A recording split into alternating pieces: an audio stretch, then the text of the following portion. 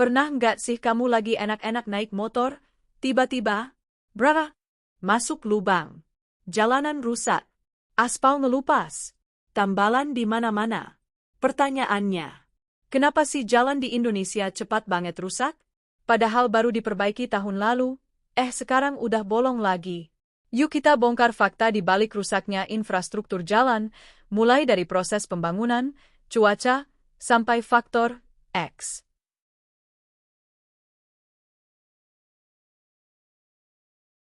Masalah paling klasik, kualitas aspal dan pengerjaan yang tidak sesuai standar. Kadang, aspal dicampur dengan material murah. Proses pengaspalan dilakukan dalam waktu terburu-buru. Ketebalan aspal tidak sesuai ketentuan. Padahal, jalan yang baik harus memenuhi standar kekuatan tertentu, baik untuk jalan kota biasa, sampai jalan tol dan jalur truk berat. Kalau dikerjakan asal-asalan, ya wajar rusak dalam hitungan bulan.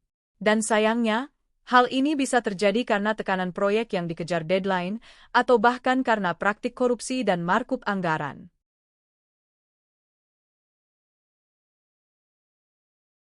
Air adalah musuh utama aspal.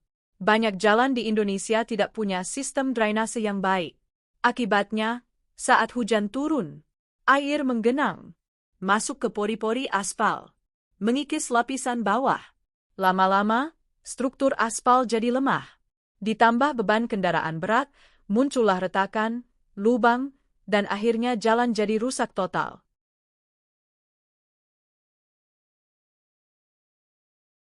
Sering lihat truk besar lewat jalan kecil?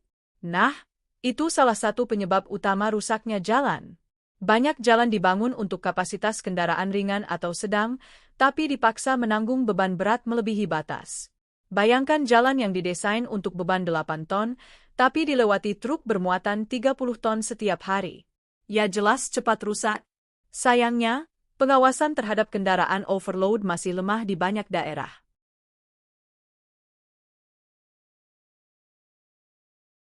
Jalan itu kayak tubuh manusia, harus dirawat secara rutin. Tapi di banyak daerah, pemeliharaan baru dilakukan saat sudah rusak parah. Bukan saat masih retak kecil. Padahal, kalau diperbaiki sejak awal retak, biaya jauh lebih murah. Tapi karena anggaran pemeliharaan kecil, akhirnya dibiarkan sampai rusaknya makin parah dan lebih mahal untuk diperbaiki.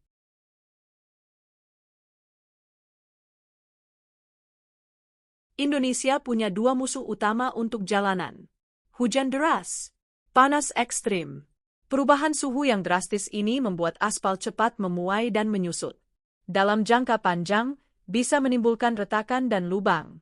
Di wilayah rawan banjir atau pegunungan, kerusakan bahkan bisa lebih parah karena longsor, erosi, dan tanah yang labil.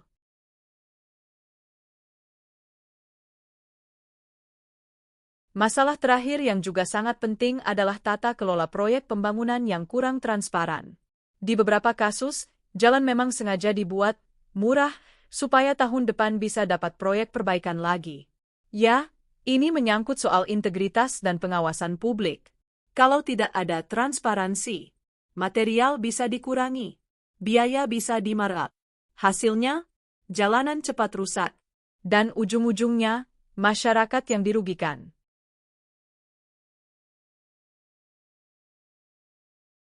Meski rumit, ini beberapa langkah yang bisa membantu mengurangi masalah ini. Audit terbuka proyek jalanan, biar publik bisa ikut mengawasi kualitas. Standarisasi dan sertifikasi kontraktor secara ketat. Peningkatan kualitas drainase dan sistem penyerapan air. Penegakan hukum untuk kendaraan overload.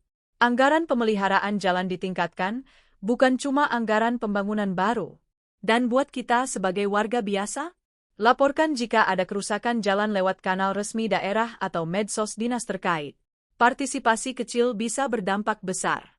Jalan rusak bukan cuma bikin gak nyaman, tapi juga bisa membahayakan nyawa. Setiap lubang yang dibiarkan bisa berujung pada kecelakaan. Maka dari itu, penting bagi kita semua untuk paham kenapa ini terus terjadi, bukan hanya mengeluh, tapi ikut menjaga dan mengawasi.